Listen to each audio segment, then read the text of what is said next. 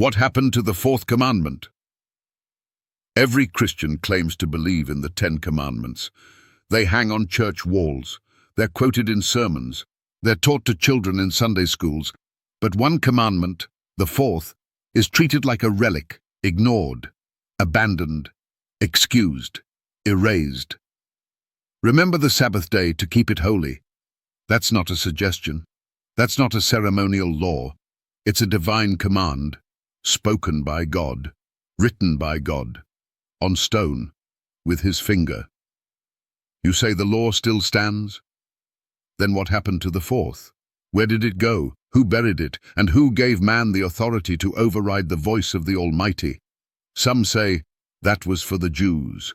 But the Sabbath was given in Eden, before sin, before Israel. It was made for man, not just for one nation. See Mark 2:27. Others say Jesus abolished it. Really? Then why did Jesus keep it? As his custom was, he went into the synagogue on the Sabbath day. Luke 4:16. He never changed it. He honored it. And he declared, "Till heaven and earth pass, one jot or one tittle shall in no wise pass from the law." Matthew 5:18. So let's ask again, what happened to the Fourth Commandment? Some claim, we worship on Sunday because Jesus rose on that day. That's true.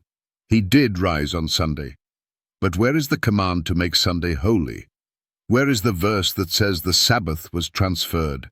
There is none. Not one. Not from Jesus, not from the apostles, not from the early church. What you will find is this. In 321 AD, Emperor Constantine, a Roman sun worshipper turned Christian, issued a decree. On the venerable day of the sun, let all magistrates and people rest. That was the beginning. And Rome, the papal church, took that tradition and made it doctrine. Sunday is our mark of authority. The church is above the Bible, and this transference of Sabbath observance is proof of that fact. Catholic Record, Scepter 1, 1923. So let's be honest. Sunday worship is not based on the Bible. It is Rome's invention, a tradition handed down, not a command handed up. You say, it doesn't matter what day I worship. But God says it does. 6 days shalt thou labor, but the seventh day is the Sabbath of the Lord thy God. Exodus 20:9-10.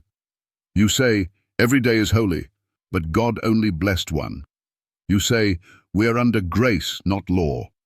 But grace doesn't cancel obedience.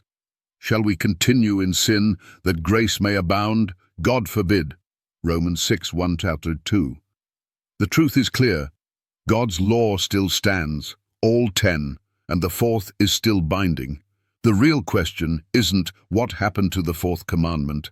The question is, what happened to your loyalty to God's word? You now know the truth. You've seen the deception.